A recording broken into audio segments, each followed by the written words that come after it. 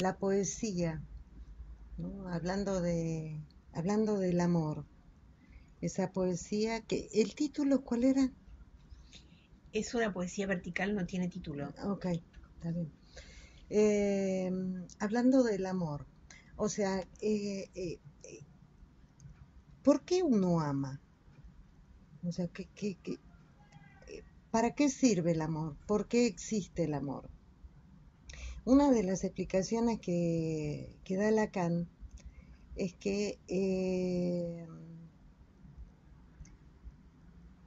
hay una forma, eh, eh, todos, absolutamente todos, entramos, digamos, a esto de lo que es la vida, lo que es la cultura, lo que es la sociedad, sí, solo sí siendo objeto de la madre, del padre, de estos que nos arrancan de la naturaleza y nos meten en la cultura. Y se supone que en ese recorrido, ¿no? Que es la construcción de la subjetividad, uno va a llegar a un determinado momento en el que va a poder aceptar que todo no se puede y por ende se va en ese mismo instante, se va a instaurar lo que es el deseo. O sea, con la ley, de la introyección, la aceptación de la ley, viene esta cuestión de aceptar que todo no se puede y viene el deseo. ¿Cuál es el deseo? El deseo es tratar de llegar a la completud, o sea, la idea de que si bien uno sabe que todo no lo puede, tiene la ilusión que existiría un objeto que de alguna forma podría llegar a taponar esa falta, o sea, que me haría completo y por ende omnipotente, sin ningún tipo de falta.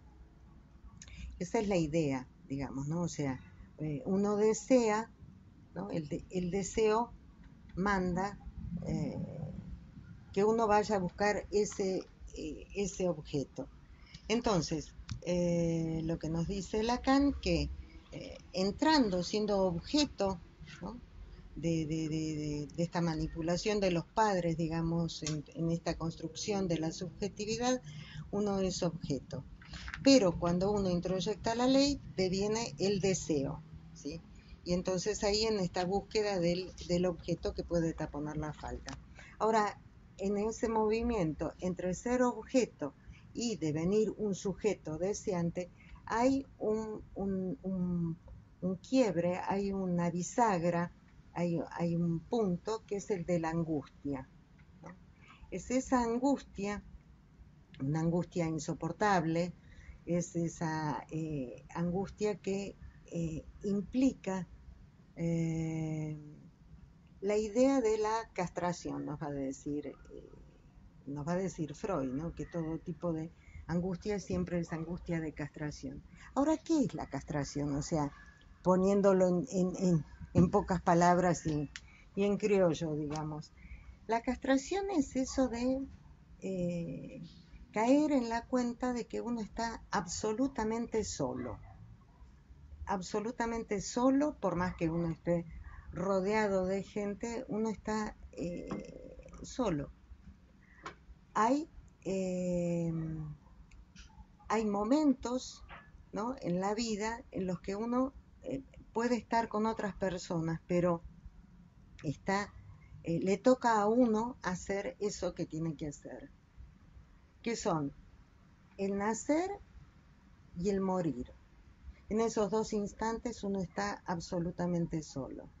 Y hay un tercer momento que es el del encuentro en hacer el amor, en eh, aceptar o soñar o idealizar que soy uno con el amante, ¿no? O sea, que los dos amantes se encuentran y tienen como la sensación, tienen la ilusión de que son uno, pero en realidad es uno solo el que está vivenciando, ¿no? Que se manifiesta en un orgasmo, digamos, ¿no? Entonces, uno siente que es como con el otro, digamos, es una sola cosa, es ese instante, digamos, pero en realidad uno está solo, pero tiene esa ilusión. Entonces, nos dice Lacan que la forma de ese movimiento de empezar el recorrido siendo objeto para devenir sujeto deseante y esa angustia, que es una angustia insoportable y que supongo que quien más, quien menos en algún momento de su vida ha sentido angustia, hay un modo que de alguna forma aminora o tapona o disimula o disfraza esa angustia, porque la angustia es ese sentirnos solos, ¿no? En la inmensidad del universo, esa angustia se disfraza con el amor. O sea, el amor viene a disfrazar ese momento de la angustia. En este primer poema, en este primer texto que nos trae es el poema que habla del amor, nos está hablando de eso, nos está hablando de ese amor, de ese amor que es lo que nos mueve, digamos, porque si uno es un sujeto deseante que tiene la ilusión que puede llegar a conseguir ese amor, encontrar diferentes objetos a lo largo de la vida, y cuando hablo de objetos pueden ser personas, cosas, momentos, situaciones, esos instantes, ¿no? Donde uno ama, y ahí amar es sentirse que uno no tiene la ilusión disfrazada de que uno no está solo. Es, eh, es difícil poderlo poner en palabras, pero creo que más o menos lo he podido manifestar o describir más o menos, ¿no? O sea, ¿qué es amar? Amar es eso, ¿no? O sea, es salir a la búsqueda, tener la ilusión de que existe un objeto que no me va a hacer, de alguna forma se va a hacer carne en mí, no me va a hacer sentir en esta angustia de esta soledad tan profunda. Entonces, en ese primer poema lo que se está hablando es de eso, es de ese amor, ¿no? Es de ese amor porque da diferentes ejemplos, ¿no?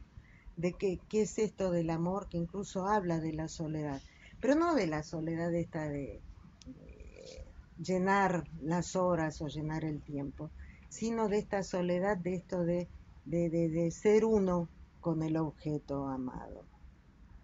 Entonces, en esa primera poesía se está hablando fundamentalmente del amor, y podría también tomar, porque como recurso que me sirve para poder analizar el cuento o este texto que nos has traído, está esta cuestión de la definición que nos da Lacan de lo que es amar. Amar, nos dice, es dar lo que no se tiene a quien no lo es. Si nosotros tomamos para hacerlo más claro, tomemos la segunda parte, a quien no lo es. ¿Qué significa? Bueno, creo que quedó claro con lo que dije antes, ¿no? O sea, uno tiene la ilusión que va a encontrar ese objeto, y el objeto es erigido a ese lugar, a ese altar, como que sí es el objeto que va a llenar mi falta, pero en realidad no lo es, ¿no? O sea, uno sube el objeto, pero no es, uno también sabe que no es ese que llena totalmente mi falta, pero se queda en esa ilusión. Entonces, dar lo que no se tiene implica, te doy mi falta. ¿Qué significa esto? Te entrego esta que soy yo, que soy yo, que soy deseante, no soy perfecto, no estoy completo, pero tengo la ilusión que tú, que eres mi amante, vas a llenar mi falta, y juntos vamos a lograr la plenitud, la completud, la perfección, por así decir. Y viceversa, digamos, el amante también está sintiendo eso con respecto a uno, ¿no? Entonces, la definición, la repito, es esto: dar lo que no se tiene a quien no lo es. Entonces, en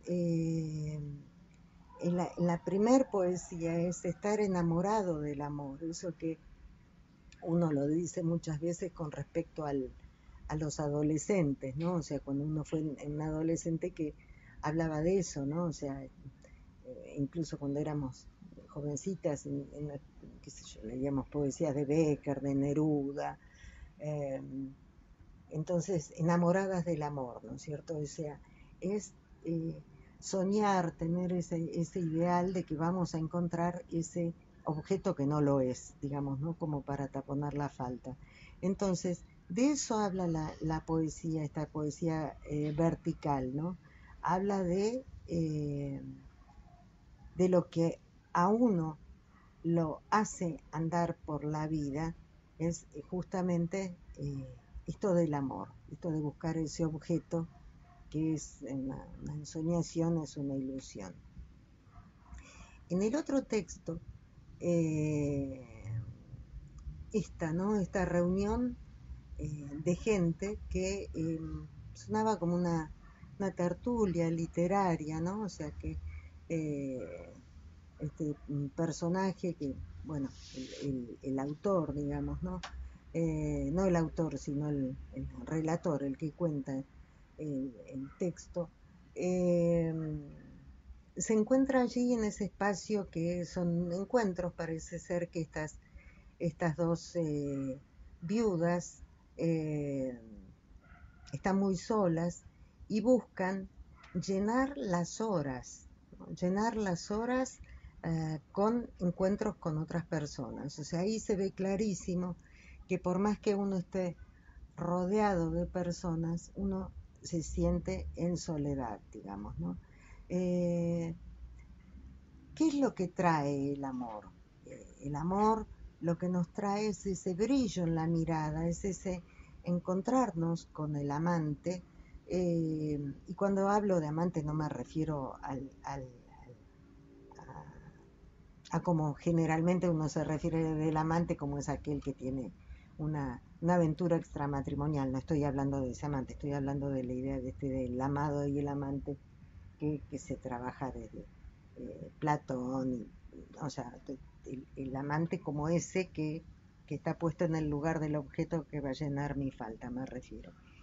Cuando uno encuentra esa posibilidad y se enamora, tiene otro brillo en la mirada,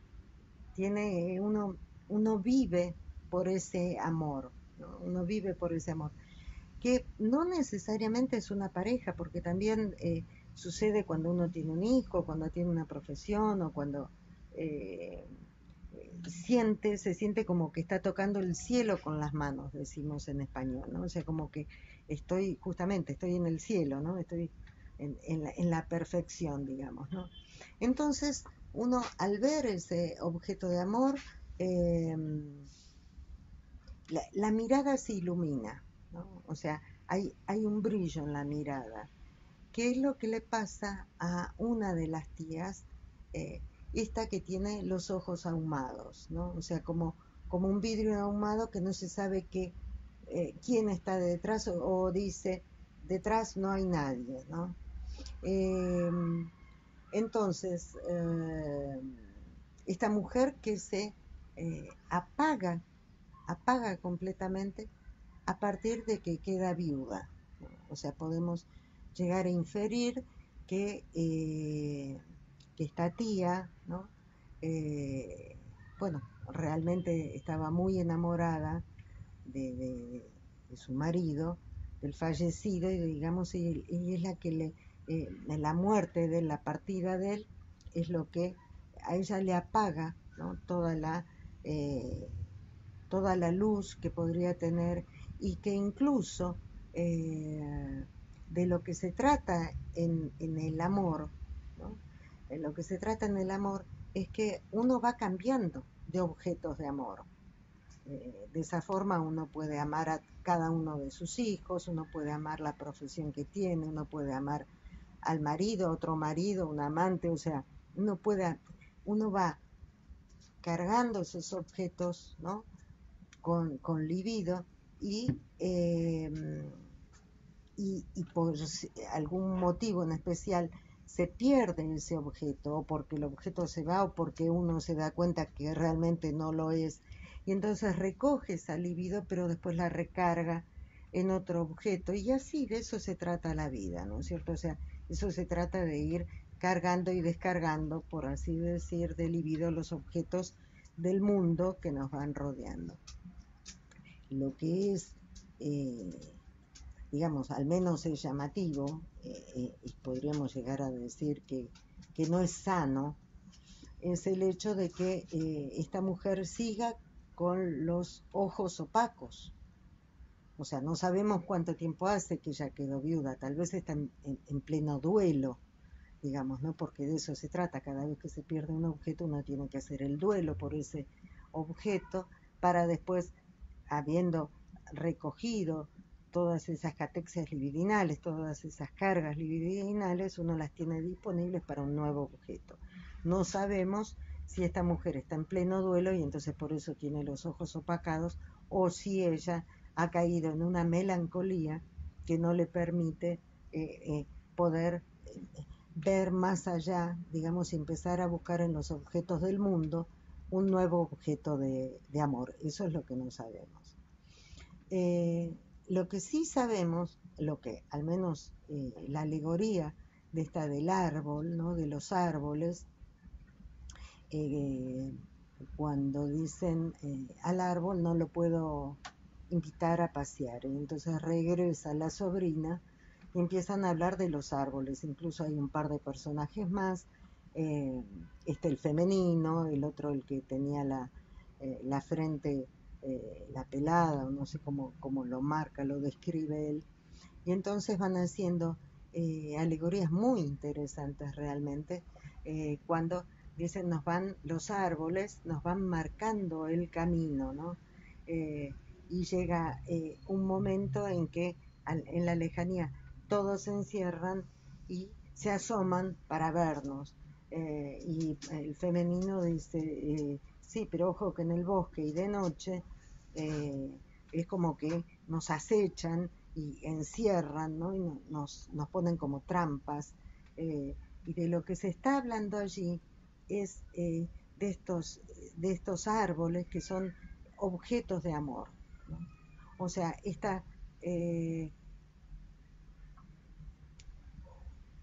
hay que ser capaz de amar. Ese es el punto. Hay que ser capaz de amar. Cuando hablo ser capaz de amar me refiero a poder hacer el duelo por el objeto perdido y ya estar lista para amar un nuevo objeto que algún día va a caer y va a aparecer otro objeto y así, ¿no es cierto? Es esa la alegoría, ¿no es cierto? O sea, nos van marcando el camino. No es que no se refiere a que el buen camino, cómo hay que llevar adelante la vida, hay que ser así o hay que ser asá, o hay que ser buen padre o buen ciudadano o buen esto o buen lo otro, no. Nos está hablando cada uno de esos árboles que me van marcando el camino, lo que me está diciendo son esos objetos de amor que se me van a ir presentando y que en un determinado momento me miran, ¿no? Me están ahí, curiosean, creo que es la palabra que utilizan. Y por otro lado el femenino dice, sí, pero en el bosque nos acechan. Entonces, lo que nos está hablando es de que hay personas o hay momentos en la vida en que uno tiene miedo de amar, tiene miedo supone que en el bosque se va a perder entre tantos objetos de amor y hasta que me pueden obstaculizar el camino. Eh, me, me, me van como cerrando el camino y entonces el miedo hace que yo me quede como se dice ahora, en la zona de confort, en donde yo me siento segura. Pero resulta ser que en ese donde yo me siento segura se me apaga la luz de los ojos, como le pasa a esta tía que había quedado viuda. Entonces, está rodeada de gente, está cuidada, porque la cuida la hermana y la cuida la sobrina, y, y arman estas tertulias literarias, digamos, eh, y, y es una casa que es una casa como en los cementerios hay como unas casitas. Acá le llamamos panteón, en México no sé cómo le llaman, pero digamos, en esas casitas eh, están los féretros, están los cajones, ¿no? Los ataúdes, eh, y que las familias generalmente de esas como casitas tienen tienen allí, ¿no? O sea, no terminan de enterrar a los muertos, siguen estando ahí, ¿no es cierto? Entonces, eso es lo que vemos en esta mesa que está detrás de las dos viudas, donde hay un montón de fotografías de parientes muertos, ¿no? Eh, la alegoría que hace que está la luz del día, digamos, y que después poco a poco va cayendo, va llegando la oscuridad, eh, porque empieza el cuento diciendo que por las ventanas, por las persianas se filtraba cierta luz del sol, pero después ya cuando termina la tertulia esta, se empiezan a ir, ¿no es cierto? Y todavía y ya está oscuro todo eso. Bueno, esa casa era como una casita de estas que estoy diciendo, de los panteones, no sé qué nombre le dan, Luis, a las casitas estas en los cementerios de México. Nichos, no me acuerdo. No, acá el nicho es otra cosa. Eh, pero bueno, todos tenemos idea de lo que estoy hablando, ¿no? Entonces, era una de esas casas de muerte, ¿no? Donde están los muertos, digamos. Por eso esta tía estaba con los ojos apagados y no había luz, era como estar adentro de ahí, ¿no? No se termina de enterrar, no se termina de hacer el duelo, no, no se permite elaborar ese duelo para salir a buscar otro árbol, ¿no? Otro objeto de amor que pueda llenar mi vida de luz, ¿no? Es eso lo que nos está, la alegoría esa de la luz que se va a la oscuridad, ¿no? Era como una casa de muertos y ahí la tenían a ella, ¿no? Eh, Hay una diferencia importante entre lo que es hacer el amor y tener sexo, ¿no? Eh, que es la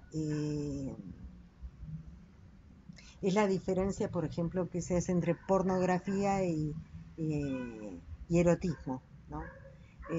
Por ejemplo, en las películas pornográficas lo que allí se pone en juego es una relación sexual, ¿no? O sea, tener sexo nada más.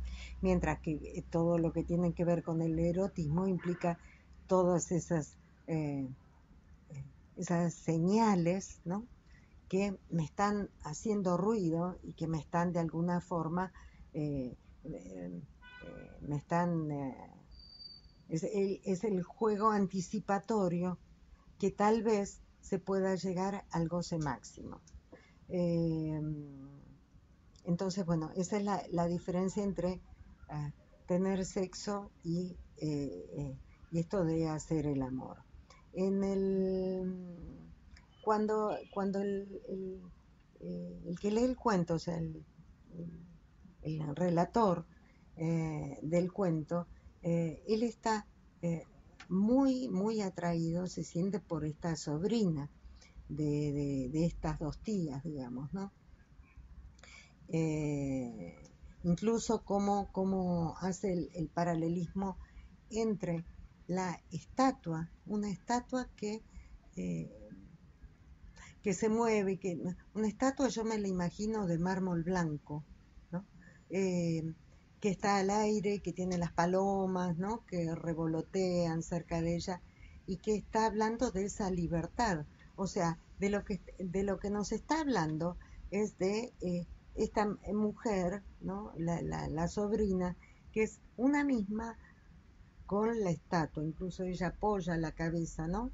Eh, eh, y que a la vez habla de ella, de su pelo ondulado, ¿no? Ondeado. No sé por qué me lo imagino oscuro el pelo, no sé si lo dice. En contraposición a esta mujer libre, ¿no? La que está en la estatua, digamos, pero es eso, ¿no? O sea, eh, una estatua está muerta, en definitiva, por más que sea blanca de mármol, digamos, ahí tenemos otro ejemplo más, porque estas casitas de los cementerios generalmente tienen eh, esculturas, ¿no? De mármol blanco. Bueno, puede haber mármoles de otros colores, pero me refiero generalmente son así. De eso nos está hablando, de cómo en esta familia, en esta casa, ¿no? Eh, está todo, no se permite amar, no se permite salir a la vida a esto de buscar los objetos de amor. Entonces, si bien esta joven lo incita, ¿no? Lo lleva al otro cuarto, eh, ahí tiene una frase que dice, eh, se, es como que se incrusta sobre la mesa, unas palabras así, que yo me imaginé cuando estaba leyendo el cuento, que ella se estaba recostando sobre la mesa, como si fuera una cama, digamos, como provocándolo para que hiciera el amor. Eh, pero no, después por la descripción ya no es así. Pero él habla de la boca de esta mujer, de una boca que no es ni más ni menos que una vagina, ¿no? O sea, que él se queda, ¿no? En ese tamaño gigante, ¿no? Y los temores que él tiene, ya volando mucho, digamos, podríamos irnos a esto de la vagina dentata, este temor que muchas veces se tiene, digamos que es una fantasía que existe, que sí existe, que uno la escucha en la clínica, digamos, ¿no? El temor que tiene el hombre de penetrar a una mujer, porque tiene la fantasía de que por ahí de pronto le puedan llegar a eh, comer el pene, ¿no? O sea, eso es así. Entonces, en la imagen de la vagina dentata, que es lo que me viene, y aparte muy grande, ¿no? Esto me trae también al el amante minúsculo era, no, el amante menguante.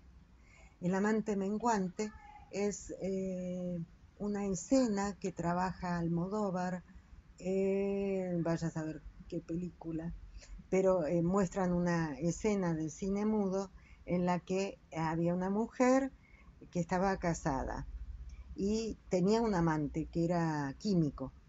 Entonces, pero ellos se amaban muchísimo.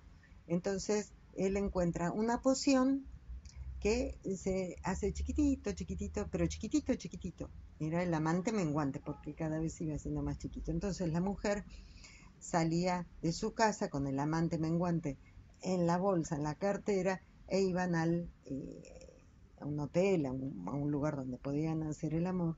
Pero él se encuentra con que está la mujer ahí acostada y tiene una vagina gigante, gigante, gigante, para el tamaño de él, digamos.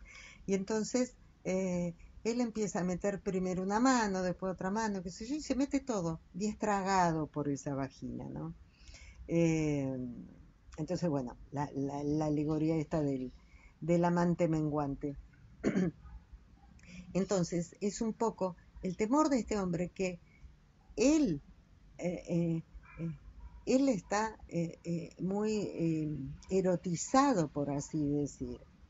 Un criollo estaba muy caliente, digamos, ¿no? Porque mira para la otra habitación y encuentra que había una mesa eh, en llamas, ¿no? Que después se da cuenta que eran las flores, flores justamente, ¿no? O sea, esto de una flor que se abre para recibir, digamos, ser polinizada o recibir, digamos, el otro sexo, ¿no? Que eran flores rojas y amarillas. Eh, entonces, él está muy erotizado por esta imagen de esta mujer, no puede sacarle la mirada, ¿no? De la cabeza de la sobrina, digamos. Y entonces, cuando la lleva, cuando van a la otra habitación, eh, y la tía viene y le trae un licor que es extremadamente dulce. Entonces, él está pensando que tal vez tendría que tirar eh, qué es lo que le está diciendo ahí? Él está diciendo que su néctar, ¿no? O sea, eh, Freud dijera sus eh, fluidos seminales, ¿no? Le llamaba porque hablaba con muchos. eh, en el florero, o sea, de lo que nos está hablando de una eyaculación, nos está hablando de esto, ¿no? Esa era la intención que él tenía y que se comprueba con esto que digo, que veía como llamaradas, una cama con llamaradas, o sea, y que estaba muy eh, atraído, ¿no? Sexualmente por esta sobrina.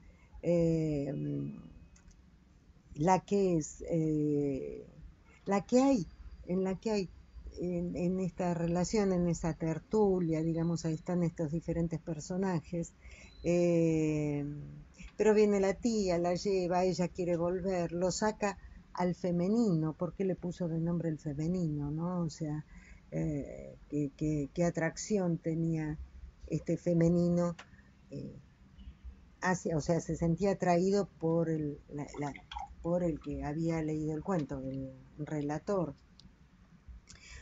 Después hay otra alegoría también. Yo creo que todo el texto está hablando del miedo a amar, del miedo a ir a buscar el objeto ese del amor, que lo relata en el cuento de esta mujer que se quería suicidar, pero cada vez que se iba a suicidar eh, encontraba un obstáculo y no lo podía hacer.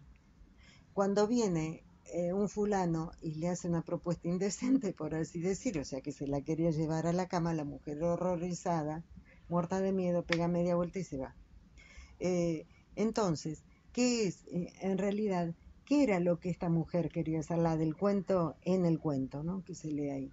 Lo que ella intentaba era dejar atrás esa vida, eh, morir en esta vida de muerto, ¿no? En esta vida de panteón, de casitas y demás, y entregarse eh, en cuerpo y alma, digamos, ¿no? Saltar al vacío, de alguna forma, no sé por qué me imagino un puente. Eh, y lo que queda explicitado, que viene el fulano y le dice que se quería acostar con ella y sale ella horrorizada, o sea, prefiere quedarse con miedo en la vida que tiene, en esa zona de confort, y no lanzarse a la vida y a la búsqueda del amor, que en definitiva es la vida, que es lo que digo. No lo digo yo, lo digo junto con Freud y con Lacan. O sea, esto de eh, que es lo que amortigua esa angustia terrible de que uno se siente eh, absolutamente solo en la inmensidad del universo y busca objetos para amar, ¿no? Entonces, eh, ese temor es el que a ella la hace volver para atrás. Eh, por último, podría hablar de cuando dice Freud que el objeto donde se desea no se ama. Pone diferentes ejemplos Freud que no tiene, bueno, los podría, pero no. ¿Qué es lo que se ve acá? ¿No? O sea, estos objetos de amor que se han ido al cielo, que se han muerto y demás, y quedo en esa idealización del amor, pero tampoco soy capaz de desear, de tener un objeto, o sea, me refiero, de darse la posibilidad de salir a buscar un nuevo objeto. Me quedo en la melancolía, en este duelo que no se lleva adelante. Creo que hasta acá.